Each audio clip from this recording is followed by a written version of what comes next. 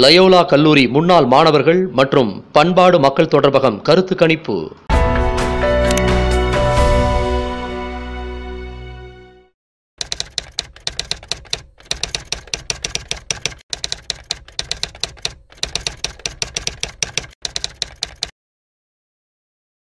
தமிழ்நாட்டில் பாராளுமன்ற தேர்தலுக்கான பணிகள் விறுவிறுப்பாக நடந்துகிட்டு இருக்கு. வேட்பாளர்கள் வெயிலையும் பொருட்படுத்தாமல் தீவிர பிரச்சாரம் பண்ணிகிட்டு இருக்காங்க. இதே நேரத்தில் கருத்து கணிப்புகளும் வந்துக்கிட்டு தான் இருக்குது. தேர்தலுக்கு முந்தைய கருத்து கணிப்புகளும் மக்கள் மத்தியில் பெரிய பரபரப்பையும் ஏற்படுத்தியிருக்கு.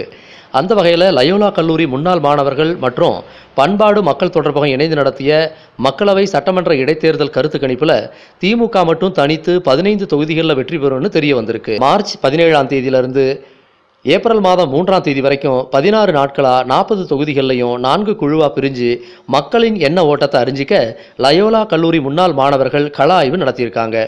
21,464 பேர்கிட்ட கருத்து கணிப்பு நடத்தப்பட்டிருக்கு. அந்த கருத்து கணிப்பு முடிவுகள் இன்னைக்கு வெளியிடப்பட்டிருக்கு. அதன்படி தமிழ்நாடு மற்றும் புதுச்சேரி 40 மக்களவை தொகுதிகளில் 27லிருந்து 33 தொகுதிகளில் திமுக கூட்டணிக்கு வெற்றி வாய்ப்பு உள்ளதாம். அதிமுக கூட்டணி 3லிருந்து 5 தொகுதிகளில் வெற்றி பெறும்னு, அமமுக கூட்டணி 1லிருந்து 2 தொகுதிகளில் வெற்றி பெறும்னு அந்த கருத்து கணிப்பு தெரிவிக்குது. 18 சட்டப்பேரவைக்கான இடைத்தேர்தலில் திமுக 9லிருந்து 11 இடங்கள்லையும் வெற்றி பெறும்னு, அதிமுக 2 அல்லது 3 தொகுதிகளில் வெற்றி பெற வாய்ப்பு இருக்குன்னு அந்த கருத்து கணிப்பு தெரிவிக்குது. அமமுக 3லிருந்து 4 தொகுதி வரைக்கும் வெற்றி பெற வாய்ப்பு இருப்பதாகவும் அந்த கருத்து கணிப்பில் சொல்லியிருக்காங்க. அதன்படி மொத்தம் 40 தொகுதிகளில் 20 இடங்களை கூட்டணி கட்சிகளுக்கு கொடுத்துட்டு மீதம் இருக்கிற 20 தொகுதிகளில் களமிறங்கி திமுக தனித்து 15 தொகுதிகளில் வெற்றி பெறும்னு அந்த கருத்து கணிப்பில் தெரிய வந்திருக்கு.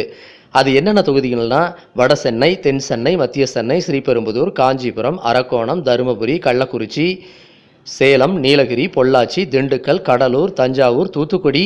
கூட்டணி கட்சியான காங்கிரஸ் கட்சிக்கு ஒதுக்கப்பட்ட 10 தொகுதிகளில் 6 தொகுதிகளில் வெற்றி பெறும்னு கருத்து கணிப்பில் தெரிய வந்திருக்கு. அந்த 6 தொகுதிகள் திருவள்ளூர் தனி, ஆரணி, கரூர், விருதுநகர், சிவகங்கை, புதுச்சேரி, கன்னியாகுமரி, ஐஜேகே கட்சி, பெரம்பலூர், விசிக சிதம்பரம், மதிமுக ஈரோடு, கொங்குநாடு மக்கள் தேசிய கட்சி நாமக்கல், மார்க்சிஸ்ட் கட்சி மதுரை ஆகிய தொகுதிகளில் வெற்றி பெறும்னு கூறப்பட்டிருக்கு.